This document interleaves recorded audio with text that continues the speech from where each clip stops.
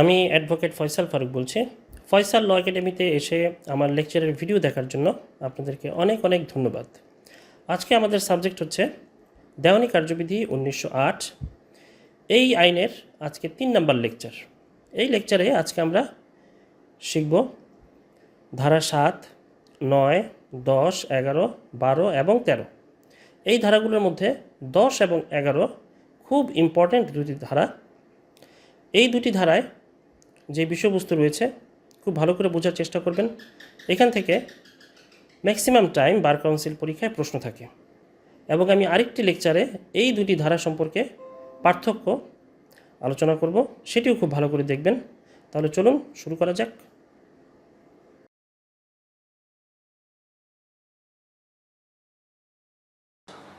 এখন আমরা দেখব ধারা 7-এ কি বলা হয়েছে। এখানে বলা হয়েছে স্বল্প ইখতিয়ার সম্পন্ন আদালত সমূহ, স্মল কজ কোর্ট।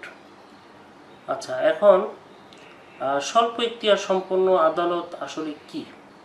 এই আদালতটি হচ্ছে দি স্মল কজ কোর্টস অ্যাক্ট 1887, স্বল্প ইখতিয়ার আদালত আইন 1887। এই আইনটি দ্বারা যেই আদালত সমূহ গঠিত হয়েছে সেই আদালতগুলোই হচ্ছে স্বল্প ইখতিয়ার সম্পন্ন আদালত। ধারা 7 অনুযায়ী এই স্বল্প ইখতিয়ার সম্পন্ন আদালতের জন্য নিম্নলিখিত বিষয়গুলি ও ধারাগুলি প্রযোজ্য হবে না। আচ্ছা, দেখি তাহলে কি বিষয় রয়েছে। প্রথমে রয়েছে স্মল কজ কোর্টের এখতিয়ার হতে যে সকল মামলা বাদ দেওয়া হয়েছে, অর্থাৎ স্বল্প এখতিয়ার সম্পন্ন আদালতের এখতিয়ারের বাইরে যে মামলাগুলো রয়েছে, যে মামলা সে নিতে পারবে না, সেই মামলাগুলা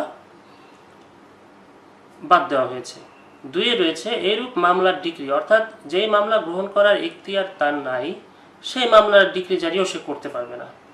3-এ আছে স্থাবর সম্পত্তির ডিক্রি জারি, স্থাবর সম্পত্তির ব্যাপারে সে ডিক্রি জারি করতে পারবে না। এবং 4 নম্বরে বলা হয়েছে দেওয়ানি কার্যবিধির 9, 91, 92, 94, 95, 96 থেকে 112 এবং 115 ধারার বিধান, অর্থাৎ এই ধারাগুলো স্বল্প ইখতিয়ার সম্পন্ন আদালতের ক্ষেত্রে প্রযোজ্য হবে না। ধারা 9-এ বলা হয়েছে সাধারণ ইখতিয়ার নিষেধ না থাকলে দেওয়ানি আদালত সকল প্রকার দেওয়ানি মোকদ্দমার বিচার করবেন। এই ধারাটার মানে হচ্ছে দেওয়ানি আইন, দেওয়ানি কার্যবিধি 1908 দেওয়ানি আদালত সমূহকে দেওয়ানি মোকদ্দমার বিচার করার ক্ষমতা প্রদান করল 9 ধারার মাধ্যমে। 9 ধারায় বলে দিয়েছে যে নিষেধ না থাকলে দেওয়ানি আদালত সকল প্রকার দেওয়ানি মোকদ্দমার বিচার করবে। তবে এখানে একটি শব্দ লেখা রয়েছে, সেটি হচ্ছে নিষেধ না থাকলে। এখন এই নিষেধ না থাকলে এটি দ্বারা কি বোঝানো হয়েছে?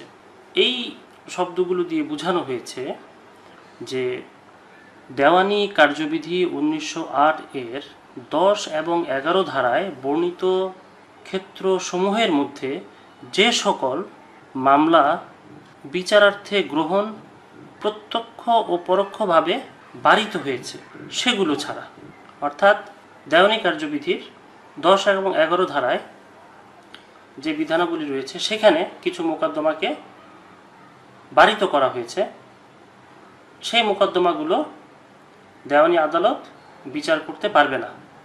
ওই নিষেধাজ্ঞা ছাড়া বাকি সকল প্রকার দেওয়ানি মোকদ্দমা দেওয়ানি আদালত বিচার করবে। 9 ধারায় এইটিই বোঝানো হয়েছে। আচ্ছা, এখন আমরা দেখব 10 ধারায় কি রয়েছে। 10 ধারা, এখানে 10 এবং 11 ধারায় যে বিষয়বস্তু রয়েছে তা আমি আরেকটি ভিডিও ক্লিপে খুব ডিটেইলসভাবে আলোচনা করেছি। সেখানে সংজ্ঞা, পার্থক্য, উদাহরণ সহ সকল বিষয়ে আলোচনা করা হয়েছে। 10টি পার্থক্য সেখানে আমি আলোচনা করেছি।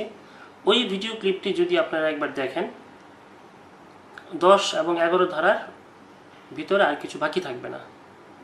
আমি আশা করব আপনারা সেখানে সেই ভিডিও ক্লিপটি দেখবেন এবং বুঝে নেবেন। আমি এখানে খুব সংক্ষিপ্তভাবে 10 এবং 11 বুঝিয়ে দিচ্ছি। ধারা 10-এ রয়েছে মোকদ্দমা স্থগিতকরণ, এটাকে বলা হয় রেস সাব জুডিস অথবা স্টে অফ সুট। কোন আদালত এমন কোনো মোকদ্দমা গ্রহণ করবেন না যা একই পক্ষগণের মধ্যে একই বিষয়বস্তু নিয়ে ইতিপূর্বে এখতিয়ার সম্পন্ন কোনো আদালতে বিচারাধীন আছে। যদি গ্রহণ করে তাহলে আপত্তি দেওয়ার সাথে সাথে পরের মোকদ্দমাটি স্থগিত হবে। এটি হচ্ছে আইনের ভাষা। আমি আমার ভাষায় বুঝিয়ে বলি, ভালো করে বুঝেন ব্যাপারটা। দুটি পক্ষ আদালতে গিয়েছে, মামলা করেছে, মোকদ্দমা চলছে। এখানে দুটি পক্ষ রয়েছে, একটি বিষয়বস্তু রয়েছে এবং একটি আদালত রয়েছে। একটি আদালতে একটি বিষয়ের উপরে দুটি পক্ষের মধ্যে মোকদ্দমা চলছে। এখন যদি কোনো একটি পক্ষ আরেকটি আদালতে গিয়ে সে একই বিষয়ের উপরে একই প্রতিপক্ষের সাথে আরেকটি মামলা দায়ের করে, তাহলে সেক্ষেত্রে প্রথম মামলাটি চলতে থাকবে এবং দ্বিতীয় যে মামলাটি করেছে সেই মামলাটি স্থগিত হয়ে পড়বে। এটি হচ্ছে মোকদ্দমা স্থগিতকরণ বা res sub judice, stay of suit. আচ্ছা, এখন আমরা দেখব ধারা 11তে কি বলা হয়েছে। ধারা 11তে রয়েছে দোবারা দোষ বা রেস জুডিকাটা। এখানে বলা হয়েছে কোনো আদালত এমন কোনো মোকদ্দমা গ্রহণ করবেন না যা একই পক্ষগণের মধ্যে একই বিষয়বস্তু নিয়ে ইতিপূর্বে এখতিয়ার সম্পন্ন কোনো আদালতে বিচার নিষ্পত্তি হয়েছে। যদি গ্রহণ করে তাহলে আপত্তি দেওয়ার সাথে সাথে পরের মোকদ্দমাটি খারিজ হবে। এখন আসুন আমার ভাষায় আমি আপনাদেরকে বুঝিয়ে বলি। ওই একই বিষয়টি মাথায় নিয়ে আসেন যে দুটি পক্ষ রয়েছে, তাদের মধ্যে একটি মামলা রয়েছে, মামলার একটি বিষয়বস্তু রয়েছে এবং একটি আদালতে মামলাটি চলছে। এখন দুই পক্ষের মধ্যে মোকদ্দমাটি চলছে, চলতে চলতে মোকদ্দমাটি নিষ্পত্তি হয়ে গেল। মোকদ্দমাটি নিষ্পত্তি হয়ে গেলে একটি পক্ষ জয়লাভ করবে, আরেকটি পক্ষ হেরে যাবে, এটাই স্বাভাবিক। এখন যে পক্ষটি হেরে গিয়েছে, যে পক্ষটি সংক্ষুব্ধ, সেই পক্ষ যদি চিন্তা করে যে আমি এই বিচার মানছি না, এই ডিক্রি আমি মেনে নিতে পারছি না, আমি আরেকটি আদালতে গিয়ে আমি আবার একই বিষয়বস্তুর উপরে মোকদ্দমা করতে চাই, এবং সে যদি আরেকটি আদালতে গিয়ে এই একই বিষয়বস্তুর উপরে একই প্রতিপক্ষের বিরুদ্ধে আরেকটি মোকদ্দমা দায়ের করে, সেক্ষেত্রে আপত্তি দেওয়ার সঙ্গে সঙ্গে দ্বিতীয় যে মোকদ্দমাটি করা হয়েছে সেই মোকদ্দমাটি খারিজ হয়ে যাবে। কারণ সেই মোকদ্দমাটি একটি আদালতে অলরেডি বিচার নিষ্পত্তি হয়েছে, সেই মোকদ্দমাটি আরেকটি আদালতে পুনরায় দায়ের করে আবার বিচার চালু করা যাবে না। এটি হচ্ছে ধারা 11-র মূল বিষয়বস্তু। আপনারা আরও ডিটেলস জানতে চাইলে আমার ওই ভিডিও ক্লিপটি দেখে নেবেন। আমার চ্যানেলে প্রবেশ করলে রেস সাব জুডিস এবং রেস জুডিকাটার পার্থক্য সহ সকল বিষয় সেখানে আমি আলোচনা করেছি। আপনারা প্লিজ সেখানে গিয়ে দেখে নেবেন। ধারা 12তে বলা হয়েছে অতিরিক্ত মোকদ্দমা দায়েরে বাধা। আচ্ছা, অতিরিক্ত মোকদ্দমা দায়েরে বাধা বিষয়টি আসলে কি দেখি। এখানে কি বলা হয়েছে, কোনো মোকদ্দমার আর্জিতে কোনো একটি বিষয় ভুলবশত বাকি থেকে গেলে তার জন্য পুনরায় মোকদ্দমা দায়ের করা যাবে না, তবে অত্র আইনের 6 আদেশে 17 বিধি মোতাবেক আর্জিটি সংশোধন করে বাদ পড়া অংশটুকু অন্তর্ভুক্ত করা যাবে। আচ্ছা, তাহলে বিষয়টি কি? বিষয়টি হচ্ছে আপনি একটি দেওয়ানি আদালতে একটি মোকদ্দমা দায়ের করেছেন।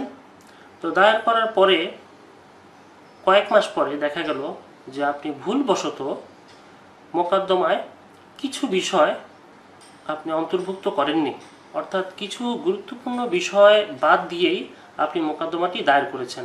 এখন আপনি যদি ওই বাদ পড়া অংশের জন্য আদালতে আবার মোকদ্দমা দায়ের করেন, তাহলে মানে শুধু শুধু আদালতে মোকদ্দমার পরিমাণ অনেক বেশি বেড়ে যাবে। তো এই সমস্যা থেকে রক্ষার জন্য এই 12 ধারায় অতিরিক্ত মোকদ্দমা দায়েরে বাধা প্রদান করা হয়েছে। অর্থাৎ আপনি একটি মোকদ্দমা দায়ের করেছেন, ভালো কথা, কোনো সমস্যা নেই, কিন্তু কিছু গুরুত্বপূর্ণ বিষয় অন্তর্ভুক্ত হয়নি, বাদ পড়ে গিয়েছে। তাহলে সেই বাদ পড়া অংশটুকুর জন্য এখন কি করবেন? যেহেতু আপনি অতিরিক্ত নতুন করে এক্সট্রা মোকদ্দমা দায়ের করতে পারছেন না, সেক্ষেত্রে আপনি যেটা করবেন সেটি হচ্ছে দেওয়ানি কার্যবিধির আদেশ 6-এর 17 বিধি মোতাবেক আপনি আরজিটি সংশোধন করে সেখানে বাদ পড়া অংশটুকু আপনি অন্তর্ভুক্ত করতে পারবেন। সেক্ষেত্রে আপনি আপনার মামলাও একটিই থাকবে, কিন্তু আপনি আপনার যে গুরুত্বপূর্ণ বিষয়গুলো রয়েছে সেগুলো অন্তর্ভুক্ত করতে পারবেন। অর্থাৎ মোকদ্দমার পরিমাণ বাড়ছে না, কিন্তু আপনার মোকদ্দমাটি ঠিকই সঠিকভাবে দায়ের হয়েছে। আরজি সংশোধনের এই ব্যাপারটি আপনি মোকদ্দমা দায়েরের শুরু থেকে শুরু করে একেবারে ডিক্রি প্রদানের আগ পর্যন্ত যে কোনো সময় আপনার প্রয়োজনে আপনি আদালতকে সন্তুষ্ট করার মাধ্যমে আপনার আরজিটি আপনি সংশোধন করতে পারবেন, এতে কোনো বাধা নেই। এখন আমরা এতক্ষণ 10, 11 এবং 12 এই তিনটি ধারা নিয়ে আলোচনা করলাম। এই তিনটি ধারাই একটি উদ্দেশ্যে অন্তর্ভুক্ত হয়েছে, সেটি হচ্ছে মোকদ্দমার বহুতারুত, অর্থাৎ অপ্রয়োজনে শুধু শুধু যেন আদালতের মোকদ্দমা বেশি না হয়ে যায়, মানুষ যেন প্রয়োজন ছাড়া শুধু শুধু বেশি বেশি মোকদ্দমা দায়ের করতে না পারে, সেজন্য এই তিনটি ধারা অন্তর্ভুক্ত করা হয়েছে। ধারা 13-তে বলা হয়েছে কখন বিদেশি রায় চূড়ান্ত নয়। অর্থাৎ যদি কেউ বিদেশ থেকে কোনো রায় নিয়ে আসে, বিদেশের আদালতে বিচার কার্য পরিচালনা শেষে কেউ যদি চূড়ান্ত রায় নিয়ে বাংলাদেশে আসে এবং সেটি বাংলাদেশের আদালতে সাবমিট করে, সেক্ষেত্রে সেই রায়টি আদালত চূড়ান্ত হিসেবে ধরে নেবে, চূড়ান্ত হিসেবে গ্রহণ করবে, তবে নিম্নলিখিত ক্ষেত্র ছাড়া। এই ক্ষেত্রগুলাই 13 ধারায় বলা হয়েছে। প্রথমে বলা হয়েছে এখতিয়ারবিহীন আদালত কর্তৃক রায় ঘোষিত হলে, অর্থাৎ যেই আদালত বিচার কার্য পরিচালনা করেছে বিদেশে, সেই আদালতের যদি এখতিয়ার না থাকে, এখতিয়ার বহির্ভূত কোনো মামলা পরিচালনা করে রায় ঘোষণা করলে তা বাংলাদেশে গ্রহণযোগ্য হবে না। খতে বলা আছে মোকদ্দমার গুণাগুণের উপরে ভিত্তি করে রায় দেওয়া না হলে। গতে বলা আছে আন্তর্জাতিক আইনের ভ্রান্ত ব্যাখ্যা কিংবা বাংলাদেশের আইন অস্বীকার করে রায় দেওয়া হলে, অর্থাৎ আন্তর্জাতিক আইনের কোনো ভ্রান্ত ব্যাখ্যার মাধ্যমে অথবা বাংলাদেশের আইনকে অস্বীকার করে যদি ওই আদালত কোনো রায় প্রদান করে থাকে, তাহলে সেটি বাংলাদেশে গ্রহণযোগ্য হবে না। ঘতে বলা আছে ন্যায় বিচার বহির্ভূত হলে। উমতে আছে প্রতারণা মারফত রায় লাভ করলে, অর্থাৎ বিদেশে আদালতে যেই মোকদ্দমাটি চলেছে, যে মোকদ্দমাটি শেষে রায় ঘোষণা করা হয়েছে, সেখানে যদি কোনো প্রতারণার মাধ্যমে যদি উক্ত রায় লাভ করা হয়ে থাকে, সেক্ষেত্রে ওই রায়টি বাংলাদেশে গ্রহণযোগ্য হবে না। সর্বশেষে বলা আছে বাংলাদেশে প্রচলিত আইনের পরিপন্থী কোনো দাবি রায়ে বজায় রাখা হলে, অর্থাৎ পরিষ্কার যে বিদেশের আইনে, বিদেশের আদালতে কোনো মোকদ্দমা নিষ্পত্তি হয়েছে, কিন্তু ওই মোকদ্দমার নিষ্পত্তিতে বাংলাদেশের আইনের পরিপন্থী কোনো কিছু বজায় রাখা হয়েছে, কোনো কিছু অন্তর্ভুক্ত রাখা হয়েছে, সেক্ষেত্রে ওই রায় বাংলাদেশের আইনে, বাংলাদেশের আদালতে গ্রহণযোগ্য হবে না। এই 6টি পয়েন্ট 13 ধারায় বলা হয়েছে। এই 6টি পয়েন্ট থাকলে ওই বিদেশি রায়টি বাংলাদেশের আদালতে গ্রহণযোগ্য হবে না।